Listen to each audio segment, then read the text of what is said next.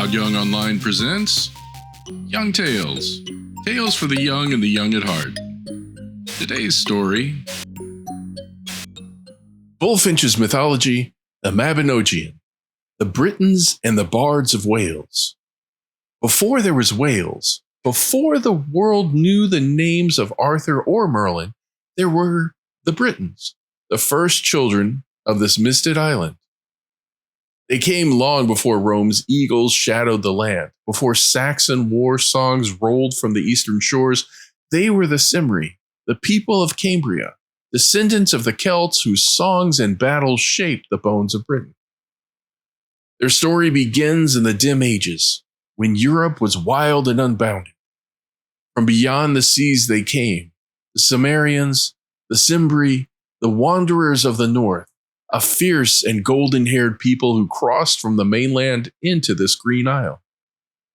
The Romans called them Britanni? Yeah. They called themselves the Cymri, a name that still beats in the heart of Wales. Their language was the oldest living tongue in Europe, a river flowing from the dawn of speech itself. And though time and conquest washed over it, the voice of the Cymri never died. Then came Rome. 5 centuries the legions ruled, building roads that cut through forest and marsh, raising walls, cities, and temples to their foreign gods. They brought art and order, but never peace. For the north and west, the highlands of Scotland and the stony hills of Wales remained unconquered. There, the Britons kept their freedom and their songs. When Rome withdrew her legions and left the island to its fate, a new storm rose from the east, the Saxons and the Angles, fierce men from beyond the sea. They came with fire and steel, and the Britons were driven westward, to the wild mountains of Cambria and the rocky shores of Cornwall. For centuries they fought, holding the last of their ancient land against the tide. And there, among the valleys, the original British stock endured, the blood of the island's first people, unbroken and proud. It is their boast even now that in Wales and Cornwall, the heart of old Britain still beats.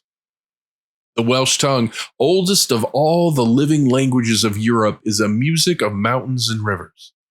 Its words were carved in stone before the English tongue was born. Its poetry is older than the Crusades and older still than the Norman kings. The Cymri kept their language when kingdoms fell, for to lose it was to lose themselves. And in that language they sang. The poets of Wales, the bards, were the memory of their people. They sang of the heroes and the fallen, of gods who walked the mist, and kings who stood against the storm. Among them were names that still burn bright in legend. Aneurin, the poet warrior who mourned his brothers at the Battle of Cadareth, where the mead cups passed before the slaughter, and none returned but 3. Taliesin, the radiant one, whose story shimmers with magic and rebirth. Llywarch, the aged, who sang of sorrow and courage in the face of death. And Myrddin, the wild, whom later ages would call Merlin. In his poet, the Goddardin, Aneurin tells of the doomed warriors of the north. To Cadareth's vale and glittering row, twice 200 warriors go, every neck with chains of gold, every heart both brave and bold. From the golden cup they drink, nectar sweet the mead's deep brink. Flushed with mirth and hope they burn, but none to Cadareth's vale return. He alone survived to sing their falls. And so began the long lament of Wales, the song of a people who would rather die free than live enslaved. From these poets came the triads, the wisdom of Wales set in 3s. They were the memory's art, truths made to be spoken, remembered, and sung. They told of heroes and of hearts, of kings, bards, and the soul of man. Arthur himself, they said, composed one. I have 3 heroes in battle, Mael the tall, Year with his army, and Caradoc the pillar of Wales. They were triads of praise and triads of warning. A refusal is better than a promise unperformed. The grave is better than a life of want. Greet kindly, though there be no acquaintance. These were the sayings of the bards, lessons drawn from a land where every stone remembered the past. For centuries, these poems slept in dusty manuscripts, their pages resting in old libraries, their voices fading. Then, in the age of scholars, a furrier from London, Owen Jones, rose to gather them. At his own cost, he published the Mabinogion Archaeology of Wales, preserving the chief treasures of Welsh poetry. And after them, and after him, came others.